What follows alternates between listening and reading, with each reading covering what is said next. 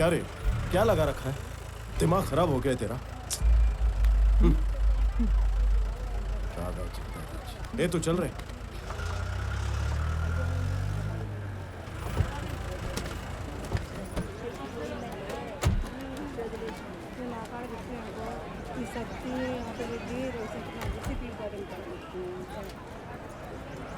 हाय।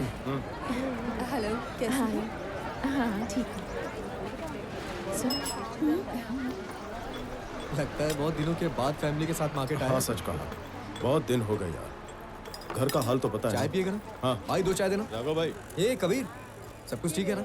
आज बहुत दिनों के बाद दिखाई दिया, काफी बिजी हो गया लगता है। अरे ऐसी कोई बात नहीं भाई, अब ठीक है ना? हाँ हाँ ठीक। अरे क्या बताऊं, गांव गांव घूमना पड़ता है, उसी में सारा टाइम निकल जाता है। अभी कहीं देख लो, मेडिसिन के लिए ही टाउन आया हूँ। मतलब बहुत बिजी है। हाँ भाई आपके पिता के बारे में अभी पता चला, पर आप घर पे नहीं थे। अरे भाई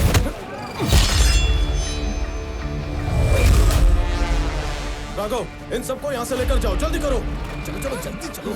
चलिए मैडम। मैडम चलिए ना, मैडम चलिए ना प्लीज, आप चलिए आइए मैडम, वो आ जाएगा।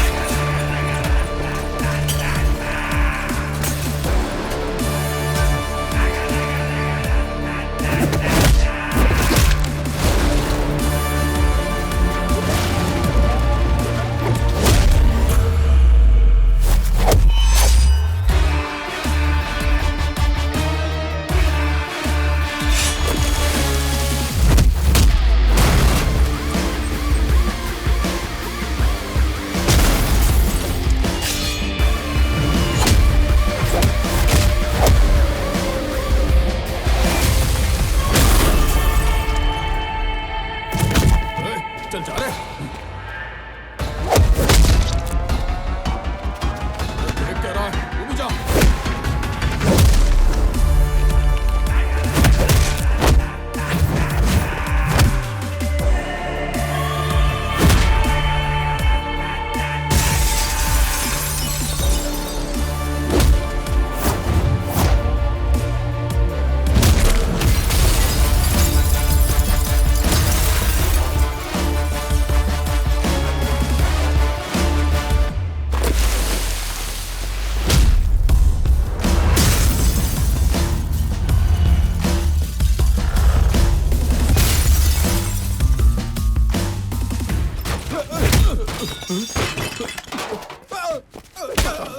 बता तुझे किसने भेजा? बता, मुंह खोल, बोल, बोल किसने भेजा? ये एसपी ने ये फोटो देकर भेजा था। अब प्लीज भाई छोड़ दो।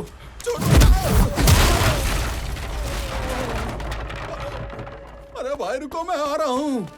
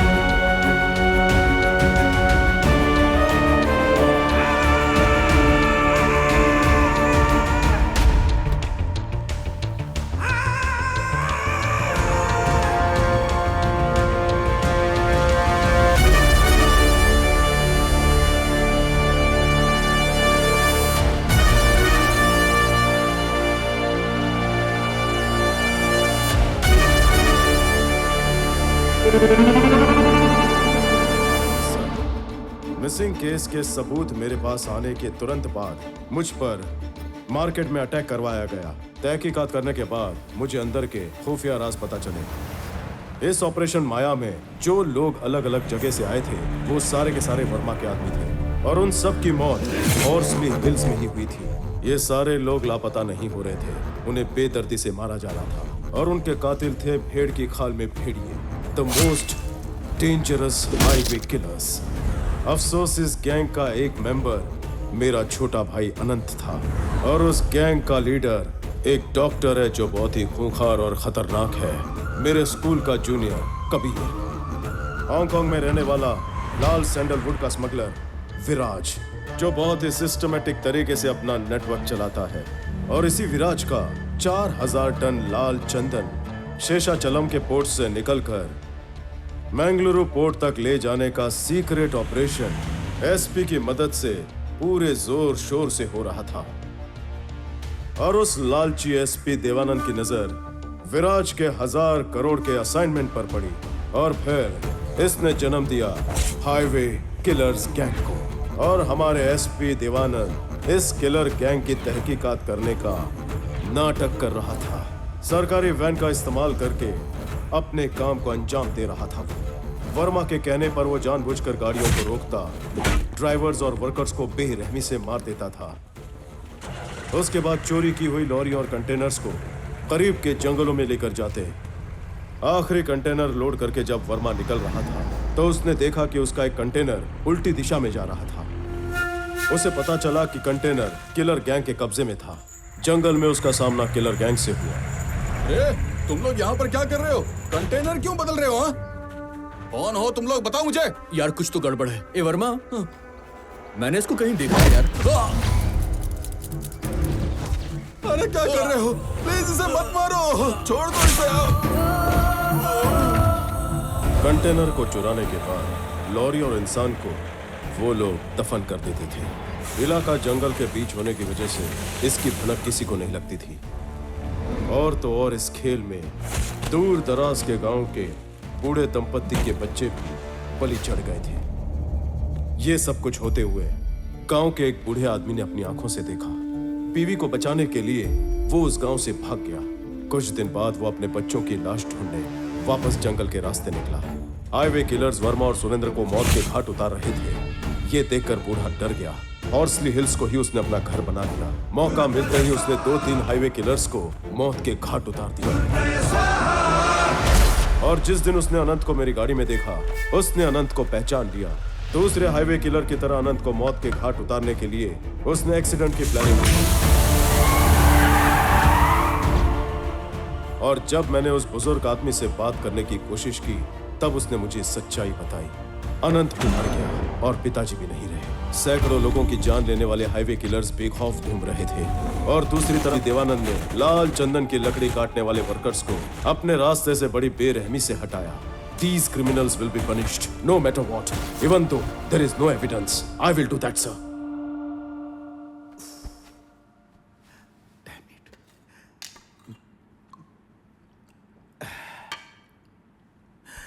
तुम्हारी बात सुनकर मुझे डर लग रहा है। कोई भी सबूत नहीं है। एसपी देवानंद देश छोड़कर भागने वाला है, ये तुम्हारे जिला कलेक्टर किशोर ने बताया। एनीवे, सीएम साहब ने अभी के अभी red Sandler anti smuggling task force बनाकर तुम्हें अपने अधिकार से हेड अपॉइंट करने के लिए कहा है। ज्यादा समय नहीं है। कुछ भी करने के लिए किसी से पूछने की जरूरत नहीं। कल ही चार्ज ले लो। नहीं सर, मुझे थोड़ा और टाइम चाहिए। क्यों रामाराव? ये तो इजी है। फिर तुम्हें क्यों टाइम चाहिए? करना क्या चाहते हो तुम? Duty sir. अभी तक गवर्नमेंट ऑफिसर की हैसियत से कानून के दायरे में रहते हुए मैंने हमेशा अपनी ड्यूटी की है सर। लेकिन आज से, इसी वक्त से ये रामाराव अपनी ड्यूटी धर्म के लिए करेगा। मतलब? I am going to hunt them. असली खेल तो अब शुरू हुआ है।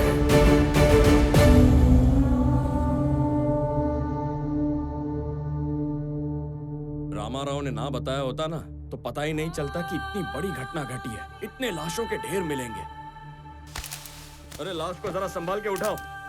एक बात सुनो, किसी को पता नहीं चलना चाहिए। लाशें गवर्नमेंट हॉस्पिटल नहीं जाएंगी। ये उस बुढ़े के दोनों बच्चों की लाशें हैं। बाकी लाशों की जानकारी उस रामाराव के अलावा किसी को नहीं पता थी। कोई कुछ भी कहे, सालों पहले जो बात हुई थी आखिर में उस आदमी ने खोद कर निकाल ही ली। वैसे अभी वो है कहाँ? अभी आ जाएगा सर, कह रहा था किसी को देखने जा रहा है। वो देखने वाला बंदा नहीं है दोस्त, मारने वाला बंदा।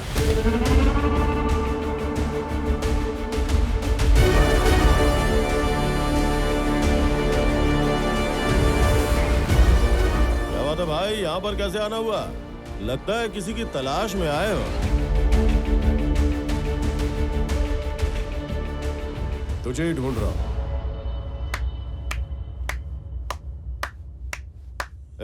तालियां बजाओ बे। भाई तुम चाहे कितनी भी मेहनत कर लो पर मुझ तक पहुंच जाओगे ऐसा कभी सोचा नहीं था। सीएम ऑफिस के सेक्रेटरी से मिलकर मैंने एसपी देवानंद को फंसाने के लिए जाल बिछाया।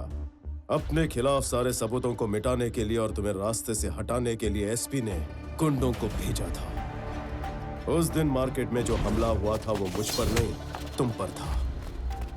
तेरा एसपी खुद को बचाने के लिए क्या क्या करेगा ये मुझे अच्छी तरह पता था। उस दिन तेरी फोटो देखने के बाद सारी गुत्थी अपने आप सुलझने लगी थी। अच्छा, सब कुछ पता चलने के बाद भी यहाँ बिना हथियारों के खाली हाथ आ गए, वो भी अकेले। हाँ? अब तुम नहीं बचने वाले। कौन मरेगा ये तो वक्त बताएगा। तूने मेरे बूढ़े पिताजी को बेरहमी से मारा था। आज तुझे और तेरे इन चमचों को यहीं इस जंगल में जिंदा दफन कर दूंगा। तुम में से कोई नहीं बचेगा आज।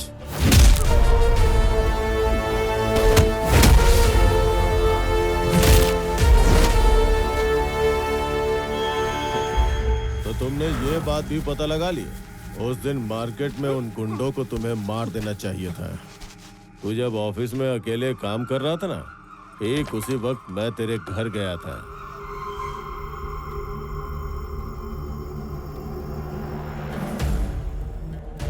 तेरे बुढ़े बाप ने मुझे पकड़ने की कोशिश की। बस एक नकल का तुम्हारा और काम हो गया। खून तो निकला नहीं पर उसके प्राण पखेरु उड़ गए।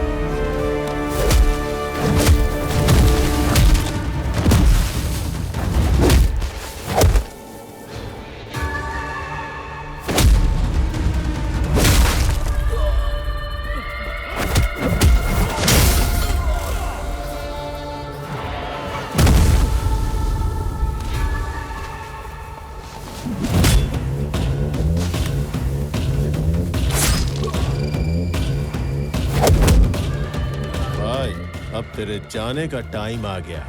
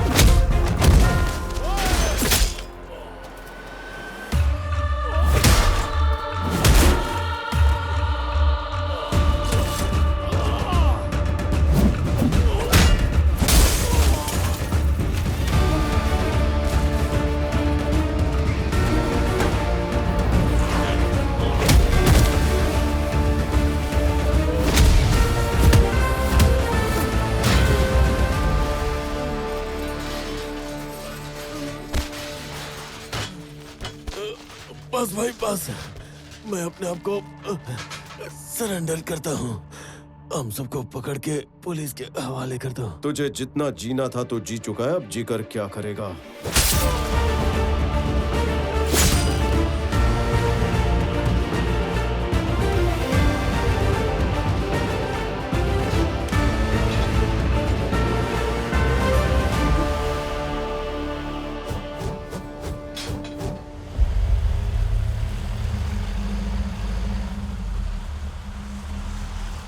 क्या बात है, इनकी सवारी तो यहीं आ रही है। क्यों भाई, क्या लेकर आए हो? सुनो मुरली, मैं उन सबको लेकर आ गया अच्छा? हूँ। हाँ, 6? अरे बाप रे, आप तो अपने साथ पूरी बारात लेकर आ गए हो। मैं सुन रहे सर, तेरे को ड्राइविंग आती है ना? आती है सर। इधर आ। जी। गाड़ी स्टेशन लेके जाने का, ठीक है सर। इन लोग का नाम अता पता लिखने का, जी। और बाद में एक एक को अंदर डाल देने का। ठीक है सर। बाद में आराम से केस कर लेंगे, ठीक है ना?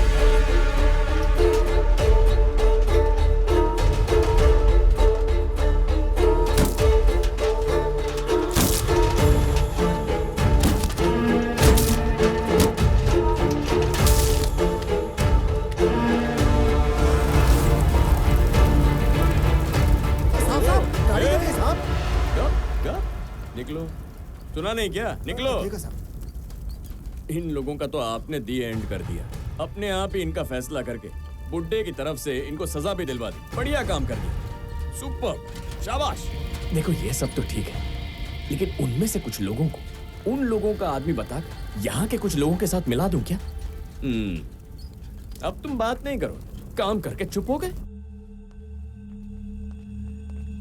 सुनो, मुरली किशन की तरफ से तुम हो क्या? मेरा बेटा।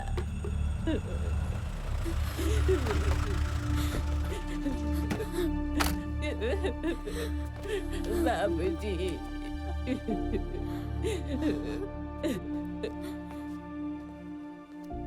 सॉरी मालिनी। ये तो मुझे बोलना चाहिए। जो हुआ उसके लिए सॉरी। सुरेंद्र की तरफ से कौन है? बॉडी रेडी है, लेकर जाओ, जल्दी कीजिए। ये तो अन्याय है, इतने लोगों को मार डाला। भगवान इनकी आत्मा को शांति दे और अब सब कुछ यहीं एंड हो जाए। एंडिंग नहीं, बिगनिंग।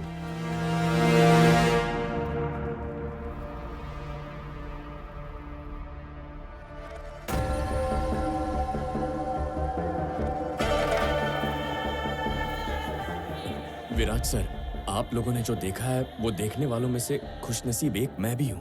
मैंने आपको जुबान दी थी ना, तो फौरन आपसे मिलने आ गया। एसपी ने माल कहाँ छुपाया है उसका पता लगा लिया मैंने। मुझे ये 2 दिन पहले ही पता चल गया था। उसने मेरे माल को कर्नाटक बॉर्डर पे कोकोमुट्टी हिल्स के बगल में जो लेक है वहां छिपाया हुआ है।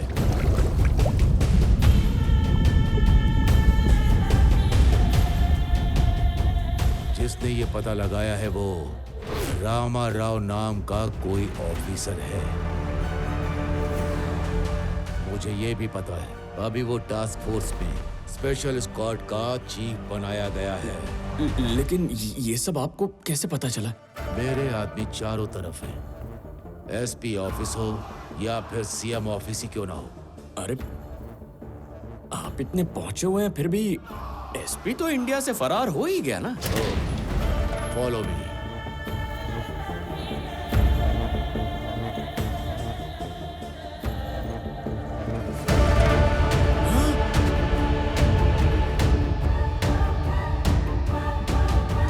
आज से इसकी जगह तुम लोगे। लेकिन वो रामाराव ने जो स्क्वाड बनाया है वो हमें एक लकड़ी भी छूने देगा क्या? नहीं देगा। इसीलिए मैंने हांगकांग से इंडिया आते ही रामा राव के खिलाफ युद्ध छेड़ दिया है।